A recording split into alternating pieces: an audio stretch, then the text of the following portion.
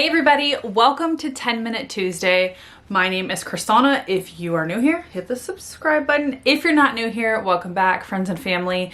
So it's been a while, right? I just did an update for you guys a couple weeks ago.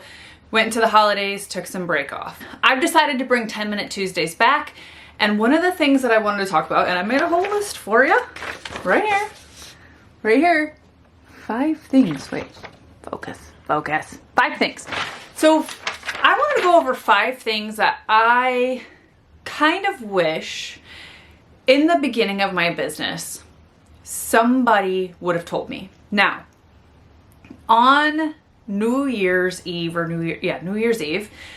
had a Facebook memory that popped up, and 8 years ago, I started my actual Bellarenovare Facebook page. I've been doing it longer than that, probably close to 9 years almost.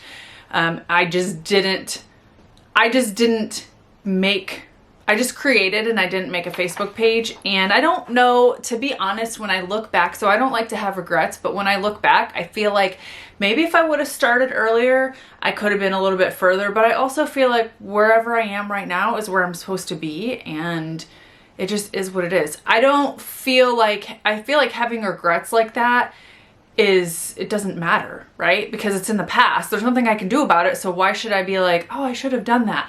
So this brings me to my list of things that I feel like if I were just starting today or very soon, what are some things of advice that I would want people to tell me and hopefully listen to? Because sometimes people give you advice and you're like, oh, okay, but that's easier said than done, and you don't listen. So I've got 5 things for you that I wish I would have been able to go back and tell myself, I guess is the best way to put it.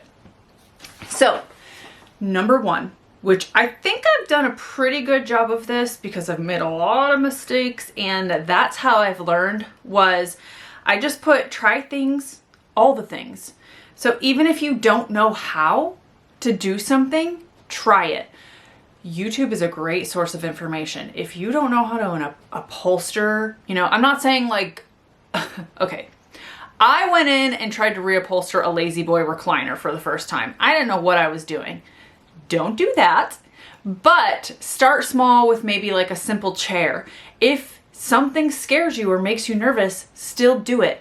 Don't be afraid to make mistakes. And that goes in with that number 1. Don't be afraid to make mistakes, because when you make mistakes, if you are humble enough and you are willing to say, okay, I made a mistake, how can I do better?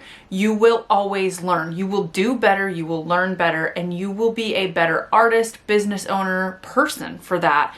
And so I say try things, okay? If you're scared of upholstery, try a simple chair and work your way up. Again, like I was saying, YouTube is a great source of information. It really wasn't a huge thing. Like, social media was around when I first started my business, but not like it is now. There were not people out there giving you a bunch of free information. So take that for what it's worth. There's classes, you can take local classes like upholstery classes, things like that. There's a lot of people now who offer workshops. So try things. If you don't know how to use a drill, try it. How do you know you don't know how to do something if you've never tried? So number 1, probably the most important thing, make you more well-rounded as a person, business owner, artist, is to try things, make mistakes so that you can learn, and then you'll know. Most people learn. Think about it this way, okay? Back however long ago, there were people that were teaching these trades, but somebody had to learn somehow, right? They just tried and made mistakes and tried.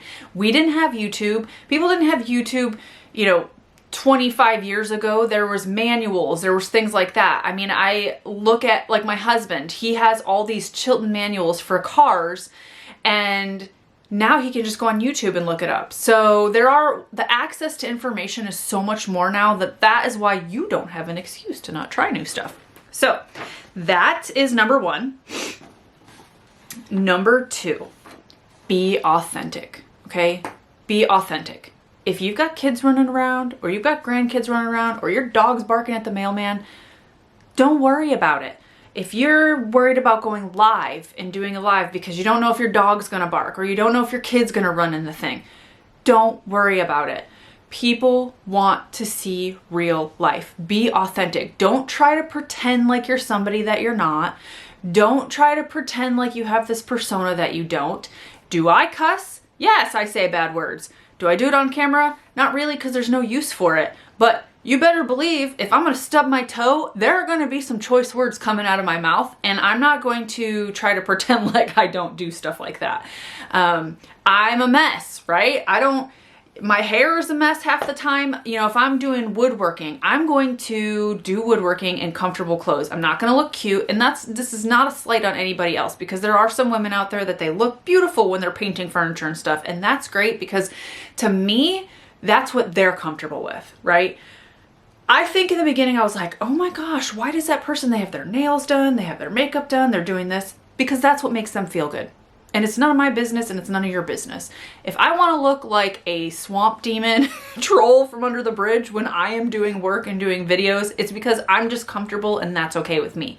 But if somebody else isn't, whatever, don't worry about it. That's their authentic self, okay?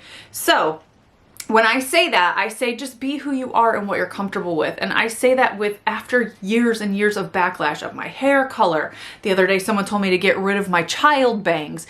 I mean, people have said so many things to me, and if I cared and listened to them, I wouldn't be who I am.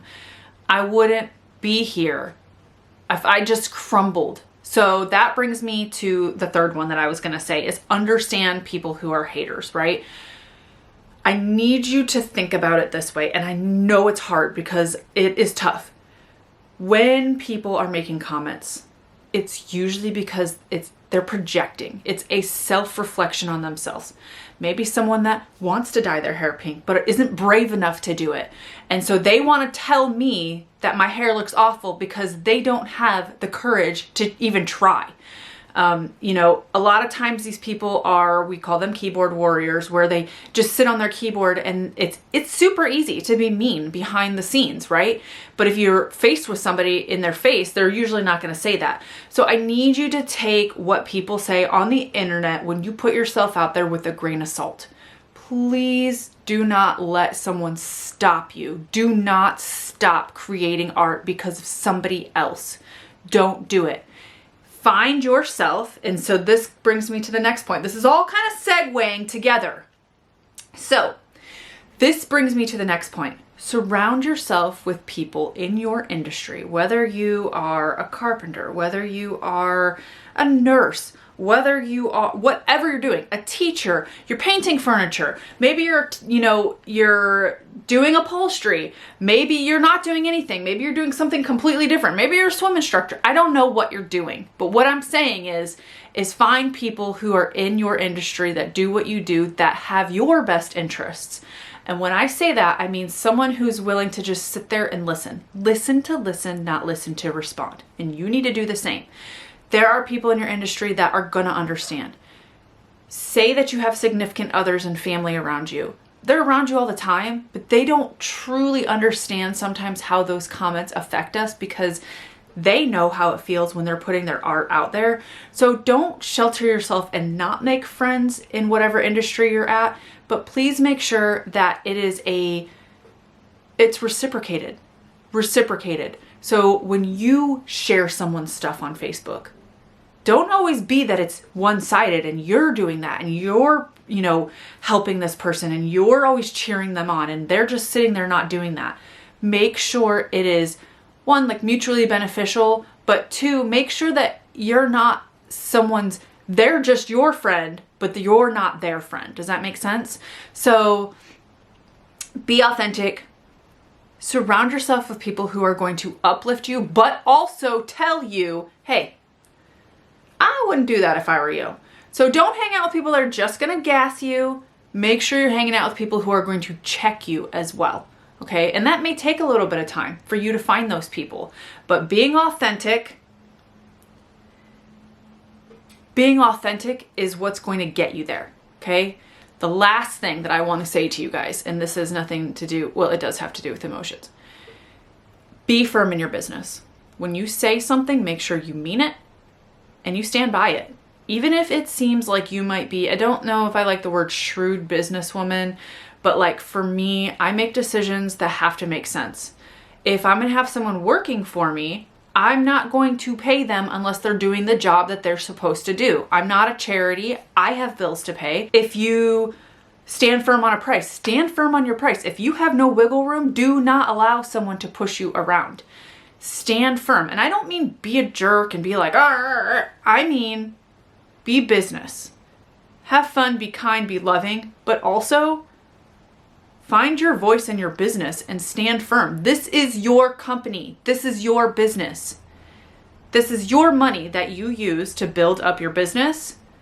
It is not a charity. You don't owe people free money or free whatever it is because you're not getting that. You're putting the money in, okay? So be very specific and have vision, make a business plan, and just be firm. Be firm in your business, be firm in your ethics, and be firm in where you want to go. And if you can't do that stuff, surround yourself with people that will help you, okay? I hope this was helpful. I feel like I'm always blubbering when I'm talking.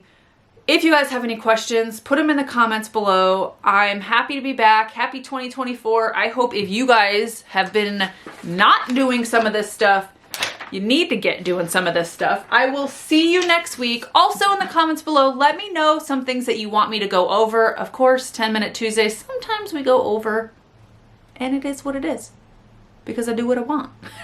Happy creating, guys. I will have a new furniture video for you here in a few days. I'm gonna make it a 2-part series because there's so much information.